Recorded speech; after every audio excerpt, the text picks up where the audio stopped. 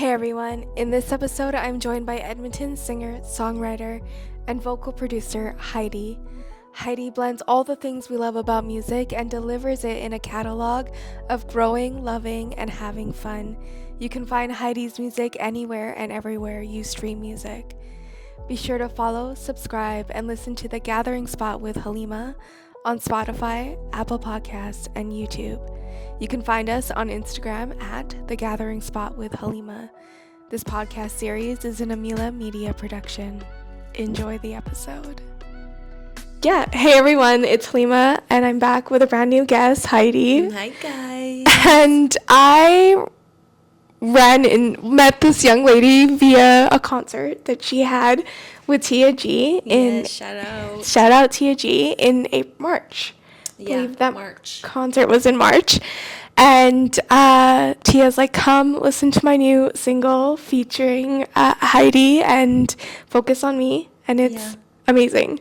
It speaks to the pop girl in me because I grew up on Spice Girls and that whole 90s like pop movement and music. Sure. So to have pop music in Alberta, in Edmonton specifically, it's really, really nice and refreshing. Yeah, we were really excited to collaborate. And the way it happened too was, we've known each other like for a really long time, right? Yeah. And we always like would run into each other, but we've never really had the chance to write together. And then we were part of this song camp called Prayer Pop Song Camp. Mm-hmm. We did our very first one back in October or November. Okay. In last fall. And basically I'm like one of the people that hosts it now. Like we have some plans like this summer and fall for like a showcase and then a rainy session. So that's exciting.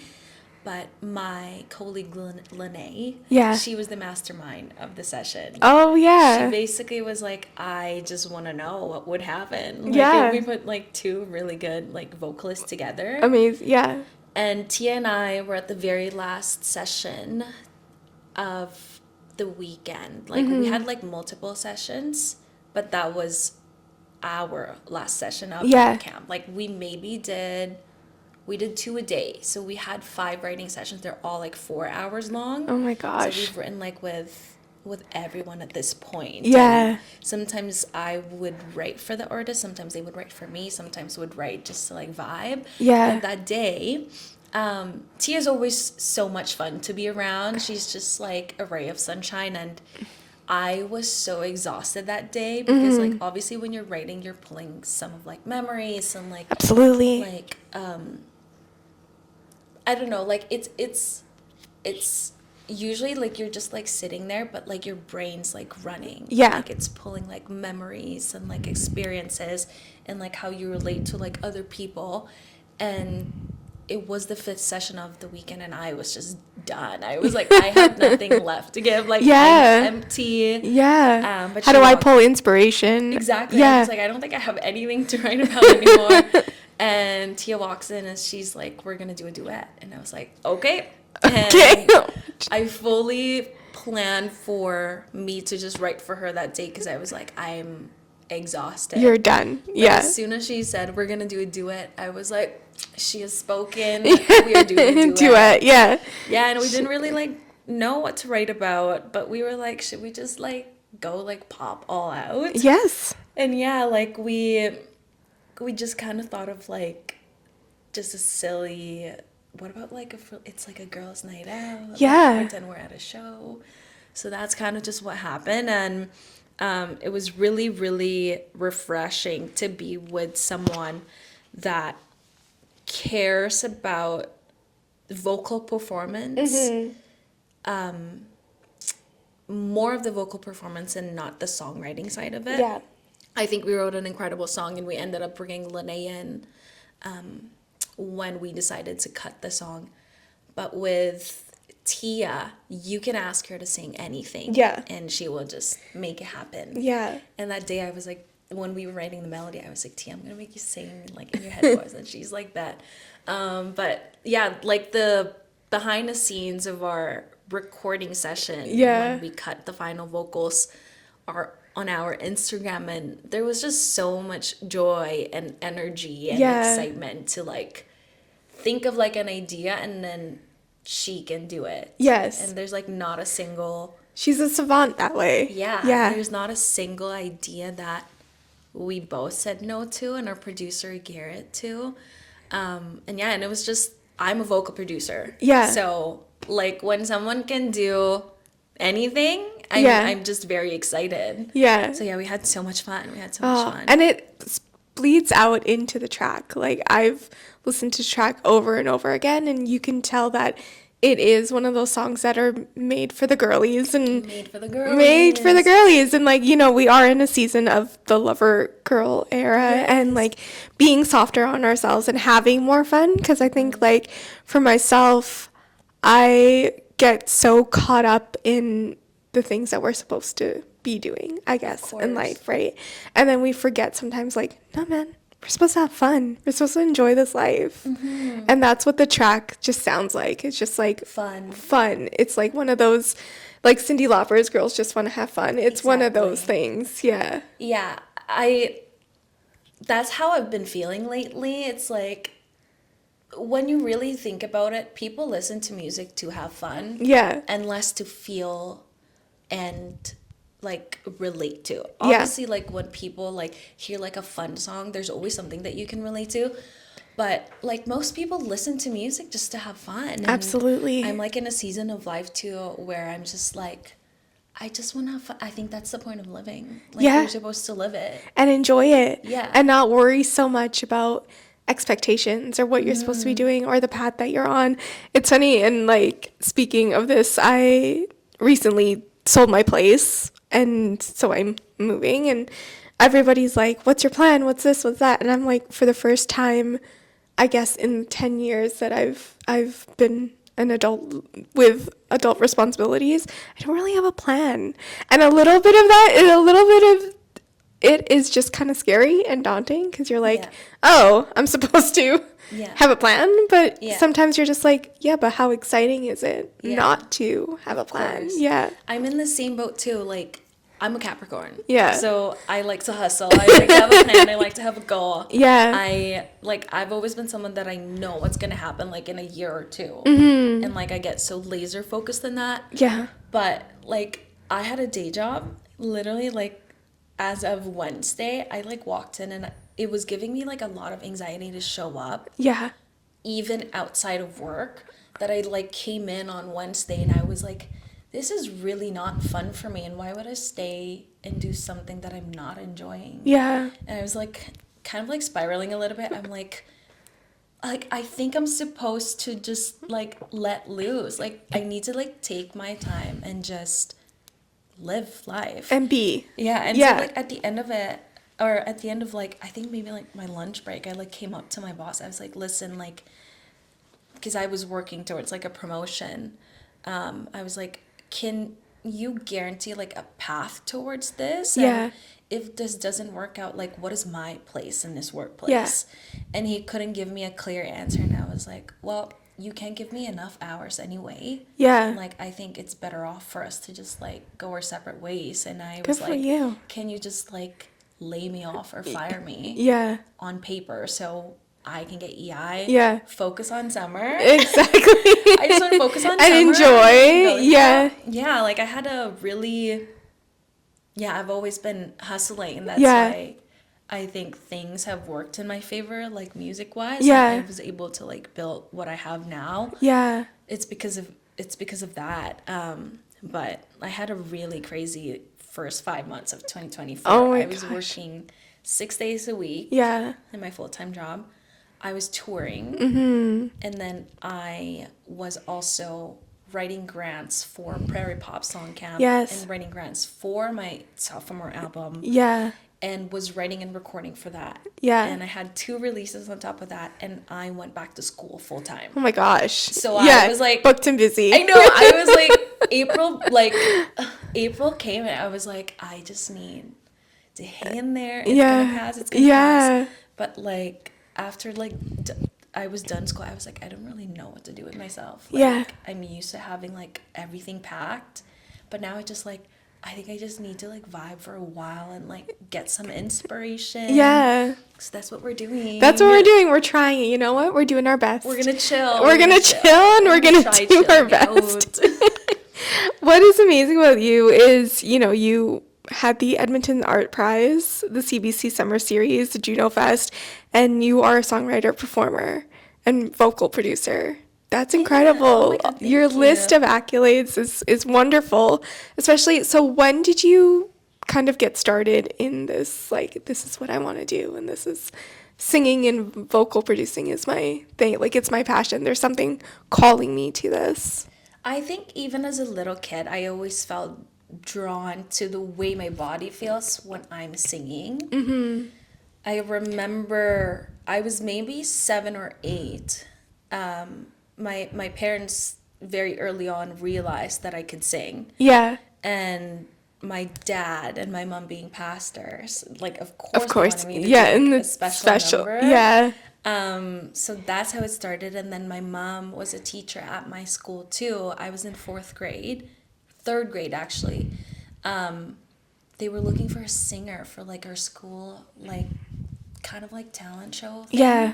And my mom like volunteered me to sing. So I got to sing with like a piano player. Oh, amazing. In front of like our town, because like my school makes it public to everyone. We had like a public auditorium. I grew up in the Philippines. Okay. Yeah. And I got to do that. And then it's just always been a part of my life. Like I grew up in church, so every Friday and Saturday I'm there. Oh, sorry, Friday and Sunday I'm there. Mm-hmm. Saturday's like church practice. So it's this thing ingrained in you. Yeah, like performing has always just been part of my life. And when we moved here to Canada in 2015, nothing was really familiar except like going to church and singing. Yeah. And up until I was like 19 or 20 years old, I was heavily involved with the church. And like at the end of high school, I knew I had to go to school for something because Filipino parents. Yeah, you gotta go to school. You gotta go to school. Like after your high education school, is key. Yeah, and I wasn't interested like Filipino stereotypes. Like you gotta be in healthcare. Yeah, that wasn't my thing. I'm a very like artsy person. I realized that like later on, but also like I don't like anything that's like gross. Oh, like, okay. Liquids liquids, bodily fluids. It's not your vibe. It's not my vibe. I'm someone that when I walk into like somewhere, I'm like wiping, everything. Yeah. I don't want to see it. I don't want to know about it. I don't want to smell it. No. Oh, you would have hated it. I had to go to the. This is gross. I had to go to the doctor's. So I was just in the waiting room, and this girl, she's so sick. She's a little girl. She was sick. She's just like, I can't stand puke. And I'm okay with bodily fluids and all that stuff. I'm fine. Like, I'll watch blood. I'll do gore. But puke is something I cannot stand. I cannot listen to it. She was like, poor thing, into the garbage can. And I saw it, and I was like, this poor little girl. I don't even know. And it was just like, oh. Oh, God. So gross. I can't do, this is one of the reasons why I'm, like, very set on not having kids. Because I'm like, I cannot do puke. I can't do anything. I know. Like, I know. Yeah, I can't really change it. Like, urine diaper, sure. Poop diaper, forget about it. I'm like, no, I can't. I hate puking so much that I actually stopped drinking. You're like, it is not coming out. It's not coming out. I had, so like, I'm gonna stop drinking. Yeah, I was never someone that like went out. Like my first time really like going out was like 2025. Yeah. Like, when I went through like a breakup, and I was like, you know what? Like we're going out. We're feeling good. We're feeling good. And I realized I love dancing with my girlfriends. Like, when like a guy comes up, I'm like, please. I'm with the girls. Look at the sacred circle. Literally. Like, you're not invited. Yeah. Please leave. Anyways, the last time I was really, really drunk, we overdid it. Like, it was insane. It was, like, towards New Year's Eve. Oh, that's the time like, to do it. Yeah, it's a holiday, you know? Yeah. And we just, like, started drinking at Cactus Club, and then we ended up going to the Common. Yeah. As you do. I mean, that's where I end up. Yeah.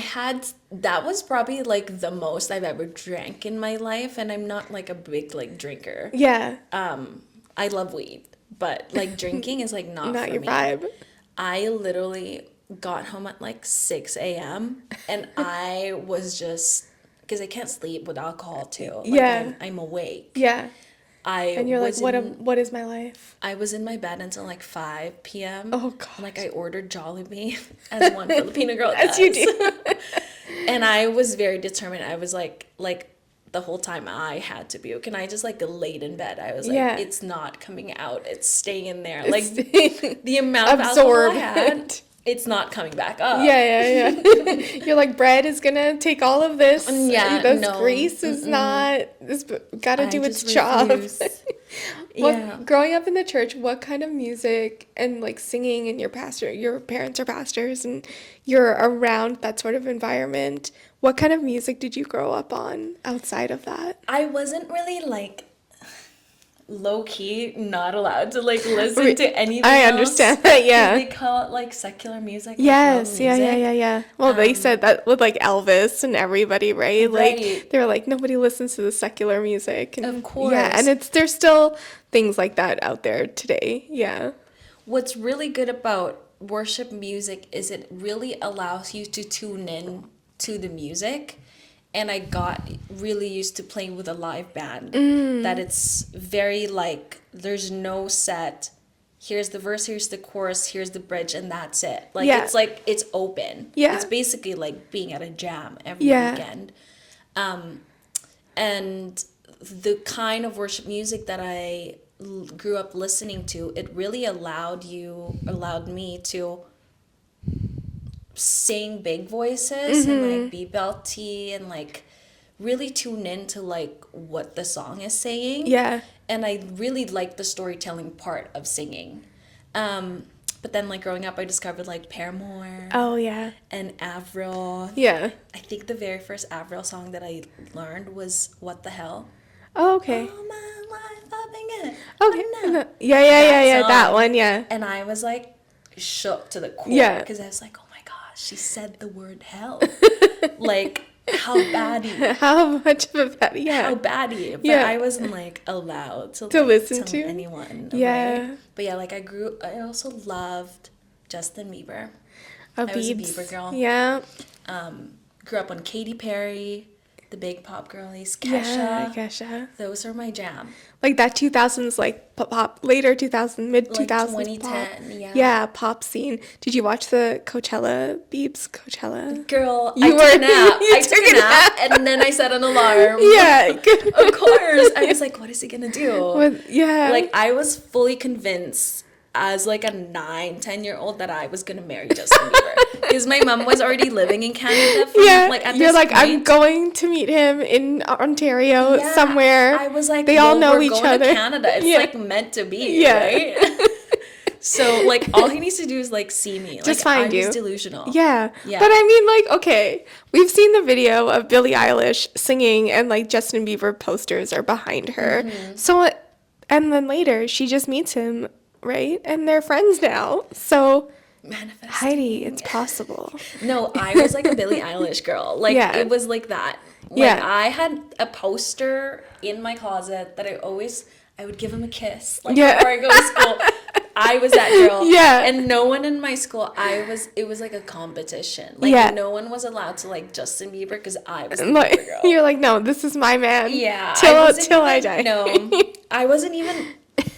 I didn't allow, I don't know why I like set these like competition things for myself. Like I still do it, but I was not, by my own rules, not allowed to listen to One Direction. Oh, interesting. You were like, this is a diehard fan. Yeah. We are standing this. We're standing there. Yeah. I didn't allow myself to like Taylor Swift.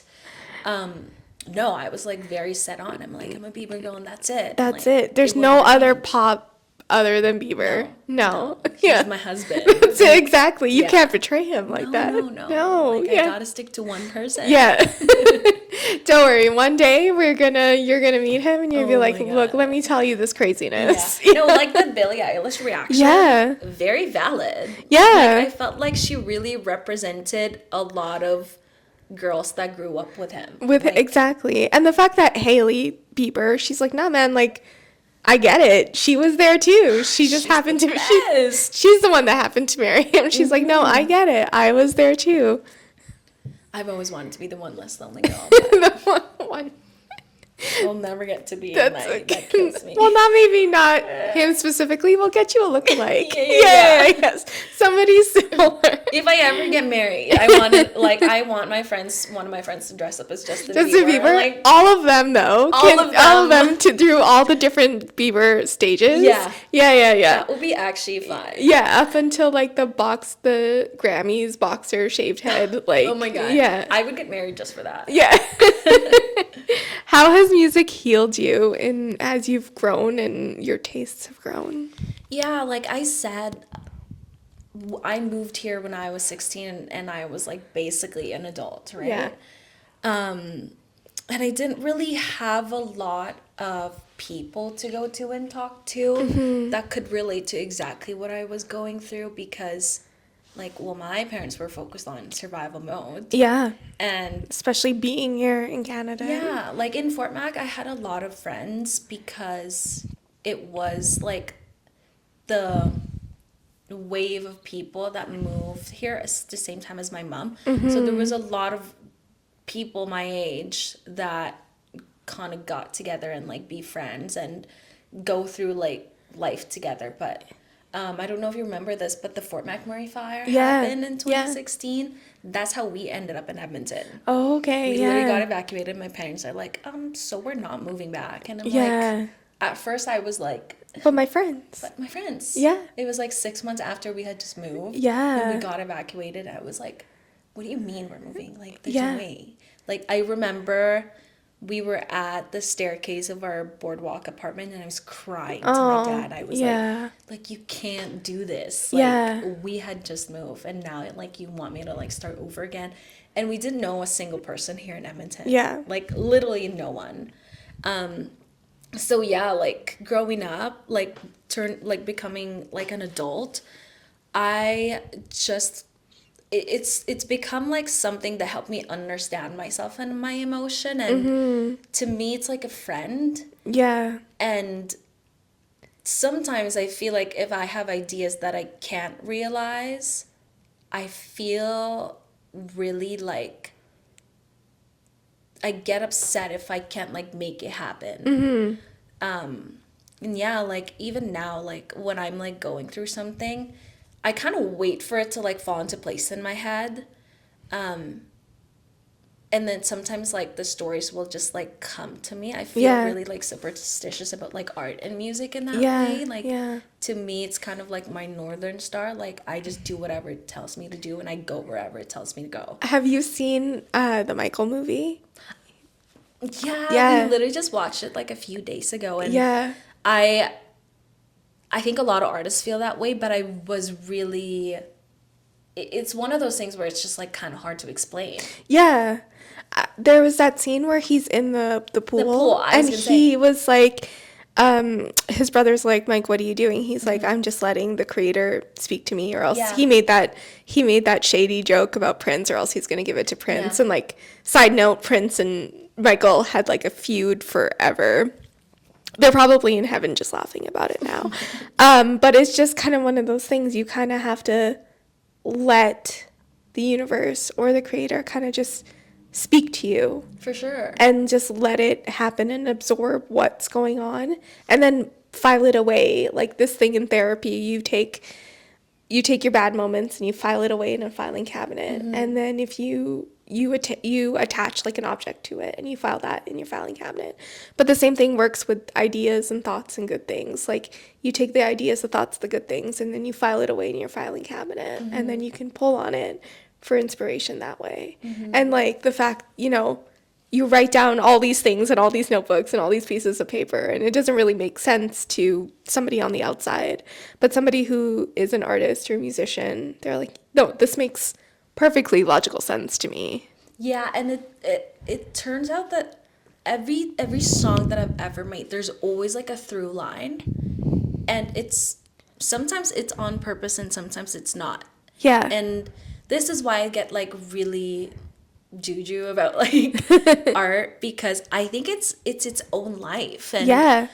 we were saying about like living, like it's very important. Now I'm realizing in my late 20s that it's really important to live and be available when those inspiration comes. Absolutely. Yeah. Because when you're like busy with life and in constant like go go go, like Yeah. there's really no time for you to just sit there Yeah. and put things together. Yeah.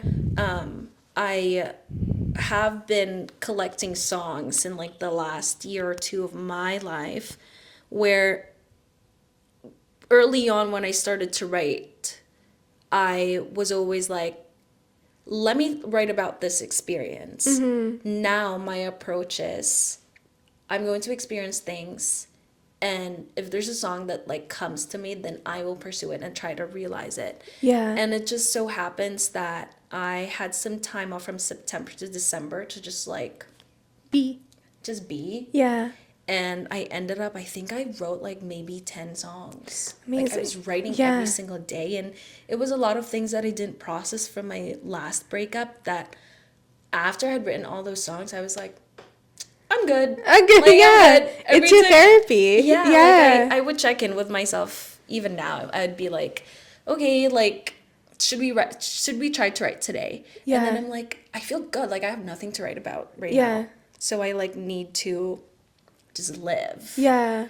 And yeah, like it's someone that just like something that just helps me understand myself, understand the world better. Like I like to think that I'm a very philosophical person, and I like to understand different points of views, Yeah. different religions and stuff. And I'm not a Christian anymore. Like I would identify as an atheist, but music has also helped me get to that place, because I always thought that I felt God in worship music. Yeah. But then realizing that music had the same impact for me as when I'm listening to music that's not worship, I started to question that. And my next Interesting. album, I don't know when it's gonna come out. Like we haven't Yeah, like that's recorded okay. it, but we have full of demos, and I know what it's gonna be called. And basically the premise of it is like the labels and pressures that the world put in women, and who gets to decide that, and Yeah. why are we the way that we are, and just like questions like that I'm asking myself, because like the church thing kind of manifested in my relationships. Yeah. And how women, or like myself, I was expected to be obedient, always caring, always kind, and always giving like unconditional love. Yeah, but where is mine? Exactly. Yeah, Right. where's Like mine? and like Yeah. when you're becoming an adult, like you kind of realize, ooh, like maybe let's learn to set boundaries. And Yeah. like who am I really am Yeah. as my own person, Yeah. without the noise of what society tells me to be.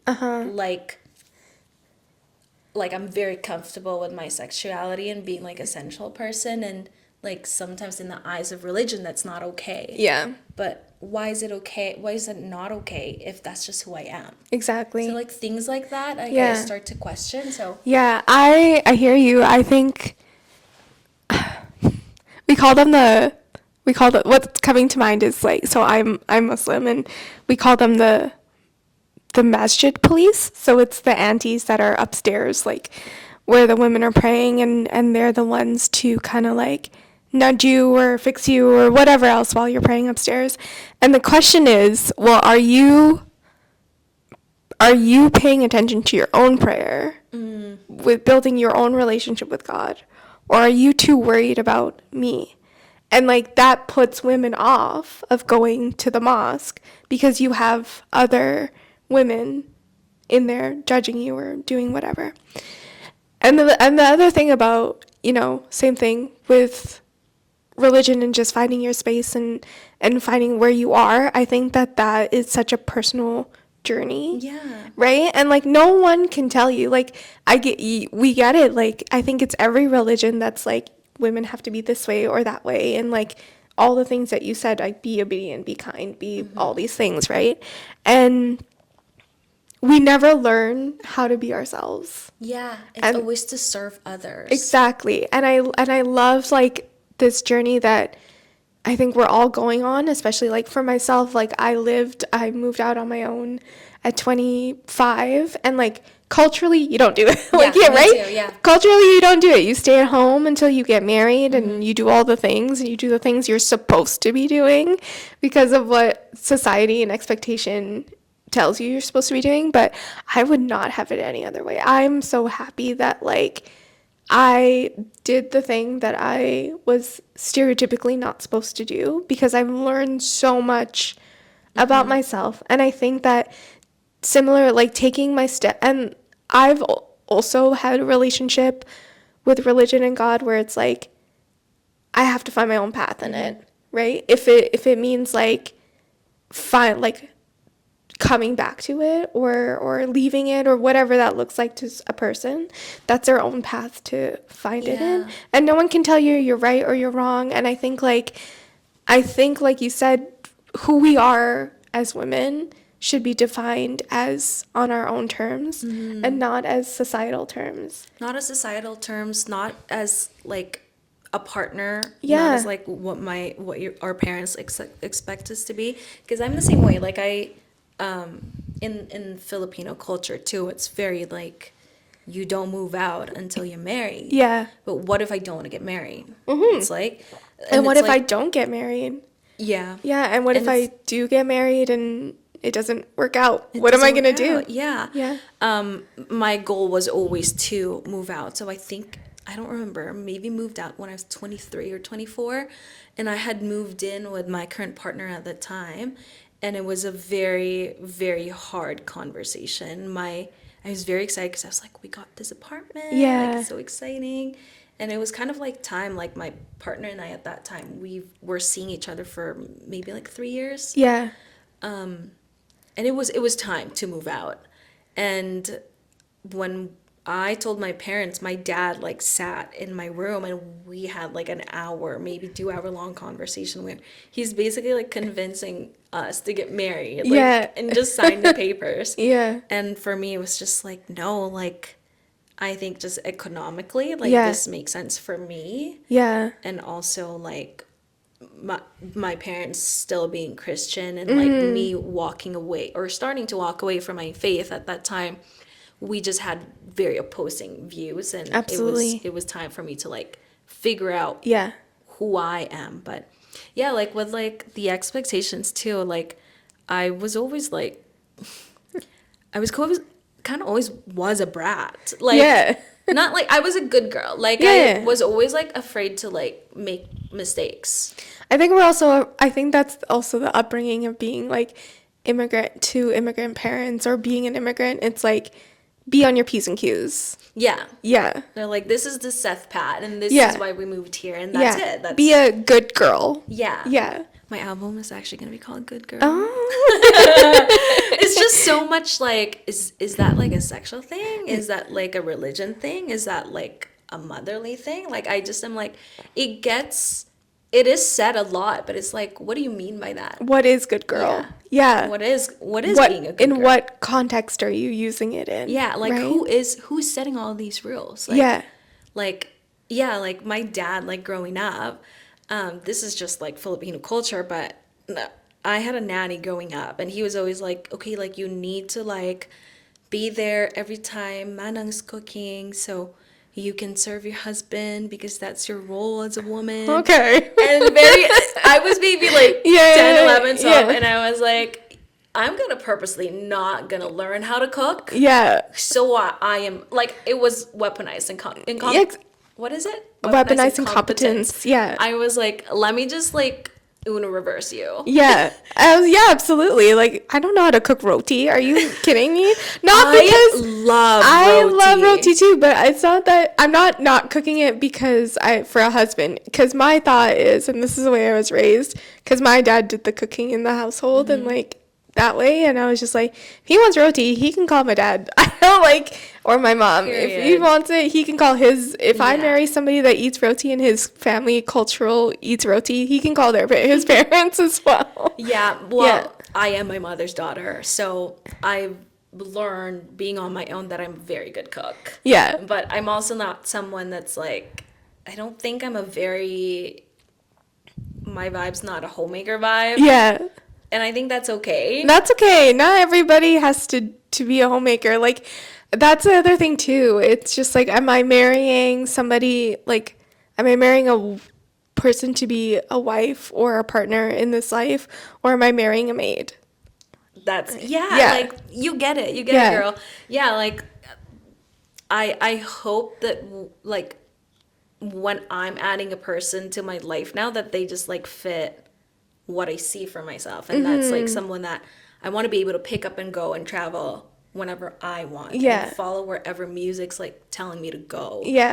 And it's very empowering now that economically women have the power to make their own money. Of course there's like discrepancies and like inequality, and we have a lot of work to do, but like we don't technically need men. No. Well, not to and that's the thing too. My mom has had this conversation where she worries that I'm not married yet, and I was like, Mom, please, we're like, of all things, you're doing fine. I'm not a meth head. It's great. Like, you're doing great. And then she said too that my dad told her, they were like, yeah, but they don't need to economically rely on a man, because they make their own money and they have their own lives. It's not 1960 whatever to 1995 where you have to rely on a man for income and to be able to vote or to do any of those things, right? Like, we've come such a long way, and we don't give ourselves enough credit.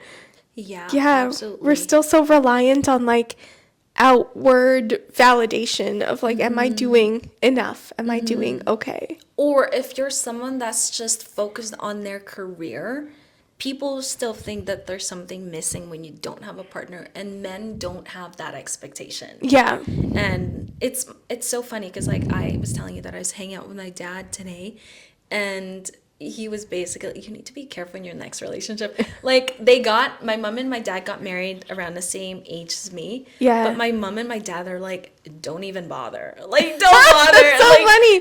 Which is a crazy, like, thing to hear. Like, even my mom's like, I would joke sometimes. I'm like, do you actually, like, see me getting married? Yeah. She's like, I don't think so. Yeah. And they're fine with that. And isn't it funny how like the script has changed from like their tune of when you were younger to the tune of when now you're older, and they've seen that you've had some independence and success of whatever success looks like, and they're just like, you know what, she's kind of good. Yeah, it's very like good to like hear that from your parents too. Yeah. And be like, she's gonna be fine. Like, that makes me really happy because like I don't know how old you are, but I'm 27. I'm 37. Yeah, and like people like in my age, like people, like everyone's getting married. Everyone's getting engaged. And everybody's on their second wedding in my age. Oh my gosh. And that would be nice, you know, like that would be like the cherry on top, but it's like, but like we're like hot and sexy. Like we can do whatever we want. And that's the thing. I think like even age wise, it's kind of just like that's a number. And because I think it is honestly how you feel and how you like carry yourself with life, and also being open to having growth in your life. Because I could be a 37 that, my cousin calls me Unk because that is Unk age these days, I guess. But I could be a 37 that is Unk age and, unwilling to learn and evolve and do that stuff. But like the world is evolving, and the world is still trying to figure its shit out, and like I would do myself such a disservice if I also didn't try to evolve and learn along that way as well. Yeah, and there's so much. I've only been single for a year and a half, maybe close to 2 years now. I was in a relationship for ages 20 to 25. Yeah. But there's so much love around. There's so much love around. Like, you will never run out of things to love and like things to love you and people to love you. And like you haven't met all the people that are gonna love you yet. Yeah, I'm not worried. I could be married at like 50, 60. It does not, or never, and it's okay. Honestly, we're not, marriage is marriage, and it's all great, and I'm not against it. I'm always like, it's good for people when the time for me, it's when the time is right for you to get married. And if it's your time to get married when you're 24 and you're like, I'm gonna do it, good, that's your time and that's ready for you when it's meant to be. And then some people are just a little longer, because my mom would always say, like, it just takes a little bit more time for your pineapple to get sweet. Oh, yeah. That's good advice. Yeah. Yeah, like I'm not worried about it. It's Don't like the worry. least of my concerns. Oh my gosh, We're girl, just you're here- like out here trying to like make a. We're just here to have fun. We're here to have fun. You're here making music that we want to listen to and enjoy and have experiences through. And speaking of which, to like twist it on its head, when you're creating in that sort of way, because right now you're creating and you have all these demos, how do you manage the pressure to work through that creation process? I don't necessarily feel external pressure to create something specific, but I do have an internal pressure to be great. Yeah, that's a Capricorn in you. That's a Capricorn. Like, I also am like a Leo rising. Oh, me too. Oh my God. Yeah, I'm a Pisces. It's funny. Pisces, Capricorn, Leo. Oh my God. Yeah. That's crazy. Yeah. Meant to be friends. Meant to be. Meant to be friends. Yeah, like I do have a lot of internal pressure to be like, I don't want to be someone that's just like an Edmonton artist. Do you know what I mean? Like, this is not it for me. No, and that's the thing with Edmonton. I'm learning. It's great when you're getting started, but from my experience, you have to leave the city to see what else is out there for you. Yeah, that's like something that we're working on, actually. Yeah.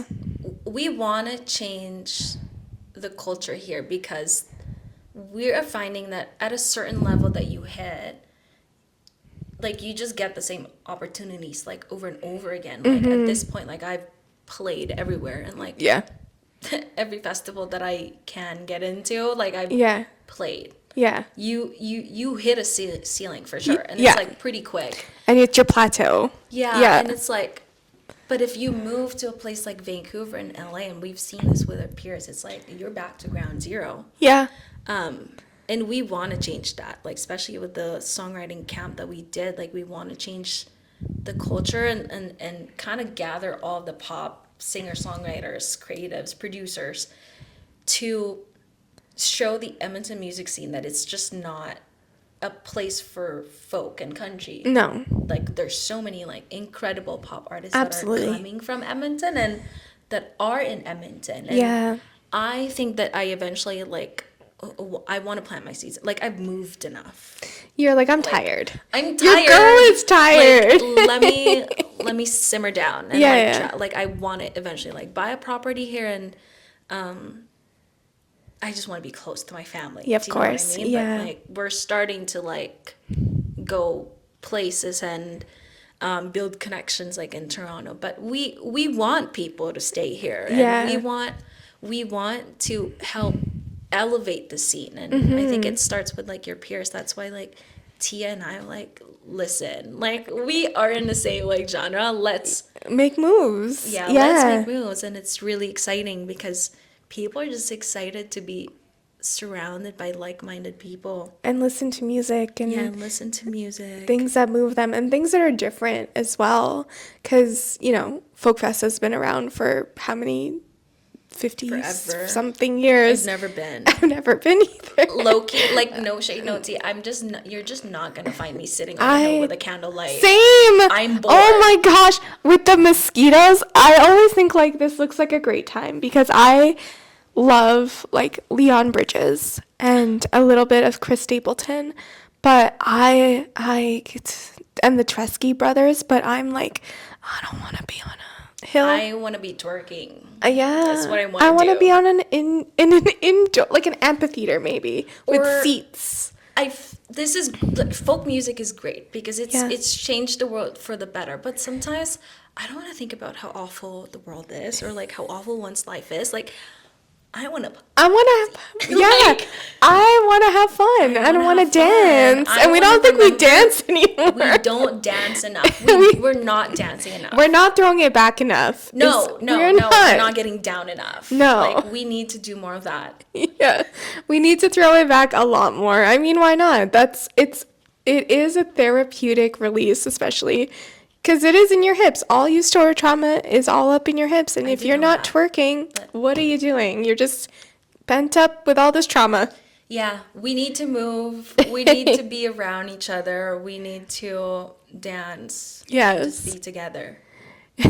Haidee, what song of yours do you want your listeners to start on? I would say Back at You. That's the closest to, that was my dream song. Like, that's me in a nutshell. Like, Yeah. where it's like, the lyrics are really vulnerable and personal, but the production's big. Yeah. And I've always been drawn to big productions and Yeah. something that like surprises people. And I just think that the vulnerability and the energy of my song Back at You really captures like the essence of like what I'm trying to do, and more music like that. Yes. What are your top 5 songs right now? Speaking of fun, have Yes. you ever listened to Zara Larsson? A little bit. I listened to her new one with Tyla. Yes. In my top 5. Yeah. She did it again. Yeah. Gracie Abrams, I Knew You. No, I Knew It, I Knew You. Zara Larsson again, Hot and Sexy with Tyla. Yeah. Zara Larsson again with Pink Pantheress, Midnight Sun, the remix. Uh-huh. And can we do top 6? Yeah, of course. F2F by SZA and BMF by SZA. Oh, I love On SZA. rotation. I went to the Kendrick SZA concert in June last year in Detroit. Oh my god, I'm so jealous. It was great. At points, I'm like, am I in a fairy book? Because that was her theme, like fairy, and I was like, but I'm here for the vibes, you know? Yeah. Yeah. I love Kendrick too. Yeah. Like, It was a good concert. Yeah. I work out like pretty regularly, and I cannot go on if Kendrick's not. Yeah. Once he's like playing in my playlist, I'm like, Yeah. yep, we're in Yeah. the bag. Yeah. We're gonna have a good lift. I do. So I listened to Drake's 3 new albums that just came out. 3? I didn't know that. He dropped Iceman, Habibti, and Maid of Honor on Friday, the 15th. So he dropped 3. And I was like, yeah, but it still does not compare to GNX, you know?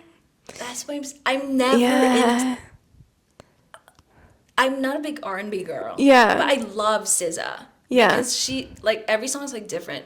But I feel like with Drake, it's, like, kind of the same shit over and over. You know, again. at first I was just like, oh, this is interesting. Because he does have some songs where I'm like, okay, you have something to say. And there's just one song in particular. But I've listened to all 3 albums. And I was like, oh, I only like one song from each album. Is And it, like, I- a background Yeah, it's a kinda album? background music kind of album. And the thing is, like, I listened to Drake before he was Drake. Like, when he was doing mixtapes, I Okay. was like, yeah, I'm going to marry Aubrey Drake Graham, as Duh. you do, like Justin Obviously. Bieber. Now I'm not going to marry Aubrey Drake Graham. I am like, no, you're good. We're good. Yeah. We're fine. But it was just like, oh, as much as I clown him, there are some songs that I'm like, the 16-year-old in me still loves him. But then I listened to all 3 albums and I was like, the 16-year-old in me is glad she grew up too. Yeah. Yeah. Yeah, I never Yeah. really got around Drake. Because, Yeah. like, I need good production. Yeah. Not that the production in his songs are good. Like, it's great. But I'm Yeah. like, I need to be entertained. Like, I need surprises. And it's just not your I love vibe. And that's Kendrick. okay. Yes. GNX is so great. I listened to Luther. Like, that's my top song TV forever. off and Oh, Squabble TV Up. off. Yeah, Squabble Squabble Up. I'm like, Doechii. yeah. Oh. Doechii. I think she's coming up with a new album, too. Is she? I'm so excited. I went to Austin last October, and I had wanted to go to the Austin City Music Festival, but her concert on the Saturday was sold out, and I was like, you know what? I can't even blame her. Rightfully so. Yeah. I also really love, oh my God, Doja Cat. Yes. Her album, Scarlet, Slept On. Really? No, like those songs. I would say it's kind of the same vibe as Kendrick. Yeah. And I'm just like, I love anything that's like in your face. Yeah. And loud and has And something to loud, say. and it has something to say. Yeah. Or just like funny. Yeah. I like a good like I'm finding that I like a good diss track. Like it's everything that I want to say that I won't say. That won't That's say. the vibe. Yeah. That's why we have the Kendricks of the world to say it for us. Haidee, what are your socials? My socials are HAIDEE __ on Instagram. On TikTok, it's HAIDXE. It's like my old username on Instagram. Can't change my TikTok yet. I don't know why. And Haidee, HAIDEE, everywhere you listen to. I will put it in the description of this episode. To end it, how would you describe the journey you're on right now? Unpredictable and exciting. Yeah. And I'm excited to see what you do. And I know that it's going to be so much fun. And you're going to have music that makes us throw our asses around in a circle. Thank you as so we much. need to do. Thanks for having me. Yes, This thank was you. fun. Thank you. Thank you, listeners. Bye.